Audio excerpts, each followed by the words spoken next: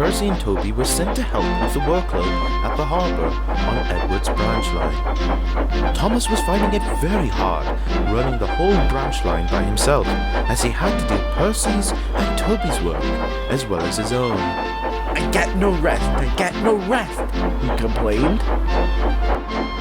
Oh, never mind, said his driver. You're doing a grand job. I think the Fire Patrol is proud of you. He better be, Thomas muttered. But he couldn't stay irritated for long. It was a beautiful day, and things were running smoothly. At the last station, Thomas saw Gordon at the station, with a crowd of passengers piling into the coaches. Driver, he pondered. Why is Gordon here? The express doesn't usually stop here. His driver swung around while holding his cup of tea. Oh, that's simple, he said. Those coaches are for the Royal Scot. It's one of the most luxurious expresses in Britain. And Gordon has been tasked with pulling the train due to his excellent service from pulling the Wild Nor'Wester, added the fireman. The next morning, Thomas was resting in the sheds when he saw a large green diesel coming towards him. Here, called the Fire Patroller, is Dalby. I brought him over from England to help you while Percy and Toby are away. I trust you two will get along well, he added, and left. Right, said Thomas. There's some empty trucks that need to be taken to the quarry. So if you take those, then I'll be ready for my— Shut up, you stupid peasant, Dalby growled. Thomas was horrified. That's no way to speak, he gasped. Pah, Dalby groaned. I can speak to anyone in any way I like, you steaming lump of scrap iron. Thomas was absolutely fuming. He was about to give Dalby a piece of his mind when his driver interjected. Come on, Thomas, he said. Let's go. There's no point in arguing with the likes of him. Thomas fumed all the way to the station. Thomas arrived at the station, still upset from earlier. Hello, Thomas, said Edward. You seem upset. What's the matter? It's that diesel, Thomas grumbled. He was very rude to me when I was trying to give him a job to do. Oh, I see, agreed Edward. Well, I hope you cheer up soon. It is a lovely day after all. The guard blew his whistle, and Thomas puffed away, determined not to let Dalby ruin his day. The rest of the day was going quite well.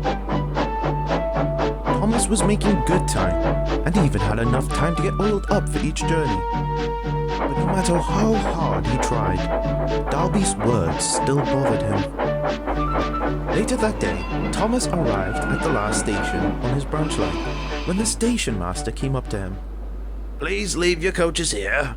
There's a heavy goods train that Dalby needs to take to Tithmouth Harbour. Can you go and shunt the train for him, please? Very well, Thomas. And he fussed all the way to the yard, where Dalby was waiting for him. What took you so long? Dalby growled. Well, it's not like I've got other jobs to do, Thomas remarked. Ha! Dalby sneered. You're just a stupid little engine. Now hurry up and get my train ready. Thomas decided that it was pointless arguing with Dalby, so he went to arrange the trucks. It is common knowledge that the trucks on the Northwestern Railway are troublesome, but the ones on Thomas's branch line are one of the worst on the whole railway. They like to lay about in the yard, and they don't like being pulled by an engine they haven't met before. Thomas did try to warn Dalby, but he just laughed at him. They wouldn't try to play tricks on me. Not with my modern brakes, he crackled. He's heading for trouble, Thomas said to his driver. Fair enough, replied his driver.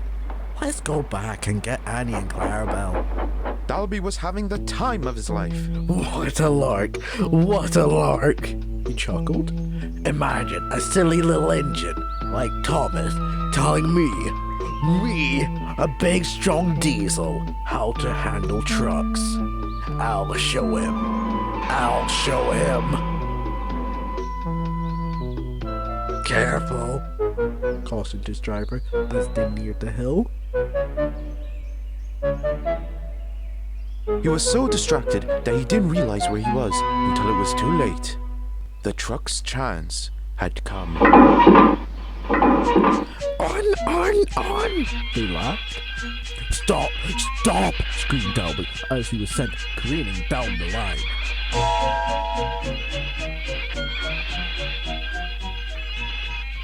Meanwhile, Thomas was traveling back up the line with Annie and Clarabelle when he heard a horn and what sounded like Dalby screaming for his life. Get out of the way! Dalby screamed. Quick! We need to get out of here! He shrieked. Without hesitation, the driver opened the regulator and Thomas went reversing down the line. The firemen were shoveling for dear life, but Dalby was catching up to them.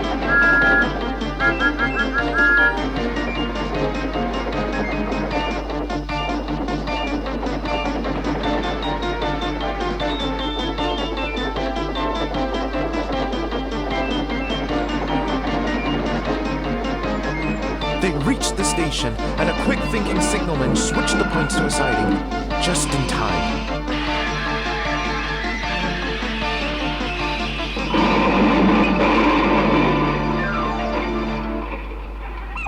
Dalby had run headfirst into Gordon. Luckily, no one was in the coaches, but they were very cross. They were all telling Dalby just what he could do with himself. Later, the Fat Controller spoke severely to him. We must now refund the passengers for their cancelled train, not to mention you've been nothing but rude to Thomas ever since you've arrived. I'll be sending you back to England and telling your controller what a bad engine you are. But Dalby begged. Silence! Boomed the Fat Controller. Now Thomas, I hope you won't mind handling things on your own again. Oh yes sir, thank you sir, Thomas replied. And he scampered happily away while Dalby was sent home in disgrace. Thomas continues to work very hard. He doesn't get too tired as Bertie sometimes takes his passengers for him, allowing Thomas to do his other jobs. Thomas is now very certain that no more Spiteful diesels will come to his branchline. For now, that is. After all, he would say, they're more trouble than they're worth.